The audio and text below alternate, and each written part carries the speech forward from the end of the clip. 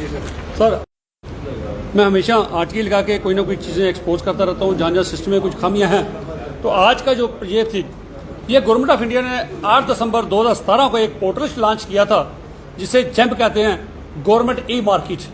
और उसने मैंडेटरी किया था कि हर गवर्नमेंट डिपार्टमेंट जो भी प्रोक्योरमेंट करेगा, जो भी कोई सर्विसेज हायर करेगा, वो थ्रू जेम्प करेगा। और जेम्प लॉन्च हुआ तो लोगों में ये उम्मीद लगी भाई आप जो एक सेलर से बायर का जो नेक्सस होता है वो कम से कम वो टूटेगा, तो एक ट्रांसपेरेंसी आएगी परचेजिंग में। लेकिन ऐसा नहीं हुआ।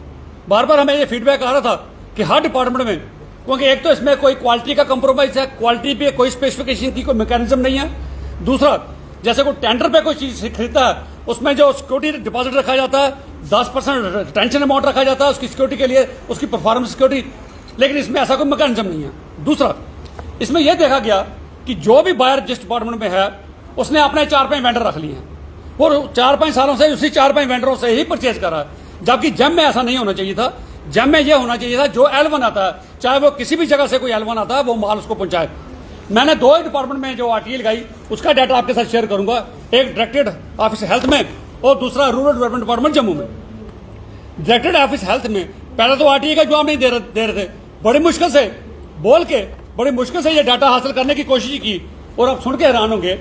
जो डाटा में कुछ मेन चीजें मैं आपको वो बताऊंगा, पूरी आइटम में जिक्र करना मुश्किल है। एक अल्ट्रासाउंड मशीन, बीपीएल की जो एक अल्ट्रासाउंड मशीन E-Cube 5 इन्होंने इससे 2 साल पहले परचेज की, जिसकी कीमत ये ले रहे हैं 13,18,000 रुपए में। और आज की डेट में जो मशीन में समझो अगर तब 13 की ली थी, आज वो 14-15 की होनी चाहिए थी। आज वही मशीन, उसी कंपनी की मशीन का मेरे पास वो बिल पड़ा है, उस कंपनी का बिल मेरे पास, जो मैंने उनसे कोटेशन मांगी अपने नाम की, वो मुझे 9,91,000 में दे रहे हैं। आप साहब लगा सकते हैं 9,91,000 की चीज आज भाई 2 साल पहले 13 लाख में परचेज कर रहे हैं। कम से कम 30-40% इसमें कहीं ना कहीं हाई रेट्स लिया गया। उसके बाद एक इन्होंने माइक्रोस्कोप, रेडिकन की पैथोलॉजिकल माइक्रोस्कोप, इन्होंने बायोमोलेकुलर माइक्रोस्कोप परचेज की 58,000 में 8 परचेज की, उसकी कीमत 58,000। जब मैंने कोटेशन उसी कंपनी से मैंने कोटेशन मांगी तो मुझे वो 37,816 रुपए की वो मुझे कोटेशन मिल रही है।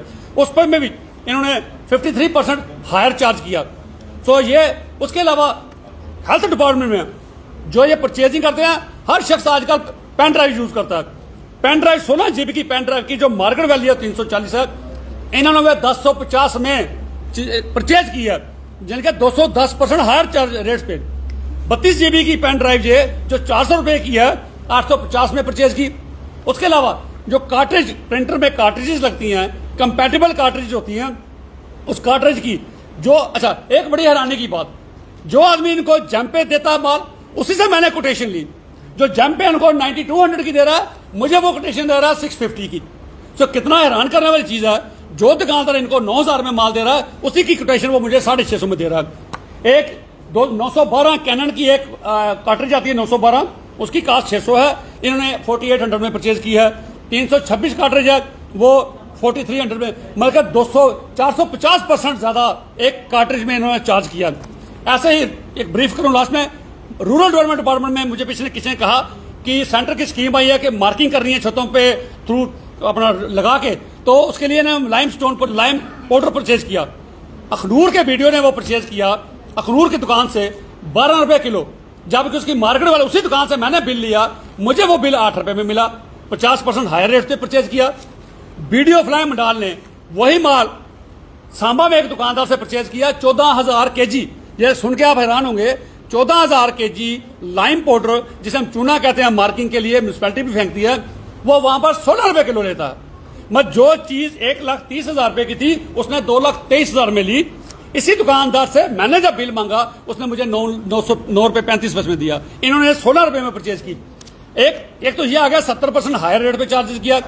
दूसरा, ये जो जेम पे नहीं परचेज किया गया वो 12 रुपए किलो, जो जेम पे परचेज किया गया वो 16 रुपए किलो। सो ये मैं समझ जेम में रेट्स कम आने चाहिए क्योंकि इसमें कंपटीशन ज्यादा होना चाहिए, ऐसा नहीं है।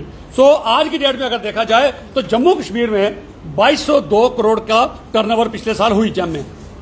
जो कमीशन का रेट जो हायर रेट्स पे परचेज किया गया यहाँ सामने आ रहा है आरटीए में, इससे यह साबित होता है कि हमारी जम्मू की यूटी में कम से कम 400 से लेकर 600-700 करोड़ तक ये स्कैंडल बनता है।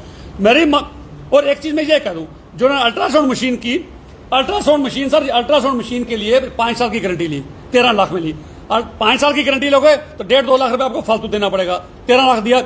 सेंट्रल गवर्नमेंट ने 2017 से एक स्कीम शुरू की हुई है जिसमें यह कहा गया national programme for biomedical equipment maintenance and management. ये सेंट्रल गवर्नमेंट हर मशीन को खुद रिपेयर कर दिया, तो उसमें 5 साल की वारंटी लेने की जरूरत नहीं पड़ती। फिर उन्होंने 5 साल की वारंटी में चीज क्यों खरीदी, ये सरकार को जवाब देना पड़ेगा। मैं ये पूछना चाहता हूं कि हर डिपार्टमेंट में विजिलेंस अफसर होते हैं, वो विजिलेंस अफसर क्या करते हैं, सीनियर अफसर क्या करते हैं, चीफ अकाउंटेंट अफसर होते हैं वो क्या करते हैं? क्या उन्होंने उनको ये चीजें नहीं पता चली भाई ये इतने हाई रेट पे परचेसिंग क्यों हो रही है, हमें आरटीए लगा के ये क्यों करना पड़ा? तो आज ही मैं एलजी महोदय से दरख्वास्त करता हूं, चीफ सेक्रेटरी साहब से दरख्वास्त करना चाहता हूं कि इसकी सीबीआई की इंक्वायरी कराई जाए, क्योंकि ये छोटा मोटा स्कैम नहीं है, बहुत बड़ा स्कैम है। हर गवर्नमेंट डिपार्टमेंट में जितनी परचेसिंग की गई है वो मार्केट से 30 से लेकर 100-200% हायर रेट्स पे चार्जेस की गई है। इसकी इंक्वायरी होनी चाहिए।